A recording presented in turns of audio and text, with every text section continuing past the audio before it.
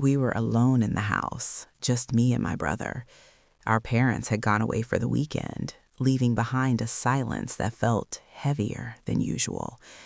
Normally, we'd be excited. No rules, no supervision, but this time felt different.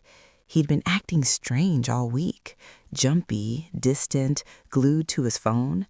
At first, I chalked it up to stress or school, but now, without any distractions, I could feel the tension between us thickening every time. I tried to talk, he gave one-word answers, barely looking up. He kept checking his phone, as if waiting for something or someone. I asked if he was okay. He forced a smile, one that didn't reach his eyes. Then his phone chimed again. He flipped the screen down fast. That small, nervous gesture sent a chill through me. Why was he being so secretive? After dinner, he retreated to his room without a word. I sat on the couch, trying to shake off the uneasy feeling, but my mind kept circling back to the way he'd been whispering into his phone a few nights ago. I hadn't thought much of it then. Now it felt important. We were close, usually told each other everything, so this sudden wall between us, it hurt. A little while later, his phone buzzed on the kitchen counter while he was upstairs. I shouldn't have looked, I know that, but I did. Just a glance. A message preview lit up the screen from an unsaved number. Can't stop thinking about you. My stomach dropped. Was this someone new? He had a girlfriend. I stared at the message, heart pounding, mind racing. Who was this person? He came back downstairs just as I was stepping away. His eyes scanned the counter, noticed the slight shift in the phone's position. Our eyes met for a second. Did he know? He didn't say anything, just grabbed it and left the room. That night, I couldn't sleep.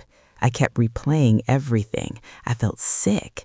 A few days ago, his girlfriend had even messaged me asking if he'd been acting weird. I had brushed it off. Now, I wondered how much she already suspected. The next morning, he was quiet again. I tried to be normal, made breakfast, asked how he was. He gave another vague, hollow response. I wanted to scream. Instead, I said, "Okay," and nodded. When he left his phone out again, I gave in. I knew his passcode, leftover trust from when we used to share everything. My hands shook as I unlocked it. I found the message thread quickly, long, intimate, months deep. This wasn't casual. This wasn't new. This was a full-blown relationship with someone who wasn't his girlfriend. They called him by a nickname I didn't recognize. I felt like I didn't know him at all. I put the phone down, guilt washing over me, but it was too late. I'd seen everything, couldn't unsee it. That evening, he noticed I was avoiding him and finally asked if something was wrong. His voice was soft, hesitant. It made it worse. I blurted it out.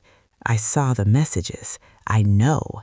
His face went pale. He didn't deny it, didn't lash out, just sat down, put his head in his hands, and looked defeated.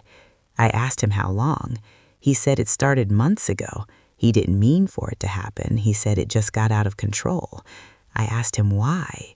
Why cheat? Why lie? He looked lost, said he felt trapped, like he couldn't breathe in his relationship anymore, but didn't know how to leave it, so he escaped into something else, someone else. I didn't know what to say. His honesty only made it more painful. I told him he couldn't keep lying to his girlfriend or himself. He nodded, but I could see the fear in him. He asked if he hated him. I didn't, but I told him I didn't understand how he let it get so far. He said he didn't either, that he didn't recognize himself anymore. Days passed. He stayed quiet, withdrawn. I gave him space. I didn't want to pressure him, but I couldn't pretend nothing had happened. Finally, one night he came to me, said he couldn't carry the guilt anymore. He wanted to tell her the truth. He asked if I'd sit with him when he made the call. I did. His hands trembled as he dialed. His voice cracked when he told her. No excuses, no softening, just the truth. She was silent for a long time, then asked him why. He didn't have a good answer. How could he? When she finally hung up, he just sat there, staring at the screen. He hated himself for hurting her. I didn't try to comfort him. I didn't think he deserved comfort. Not yet. In the days that followed, the consequences started unfolding.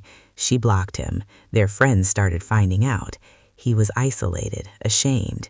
But he didn't complain. Maybe this was what he needed to face, what he'd done, to decide who he wanted to be now that the mask was off.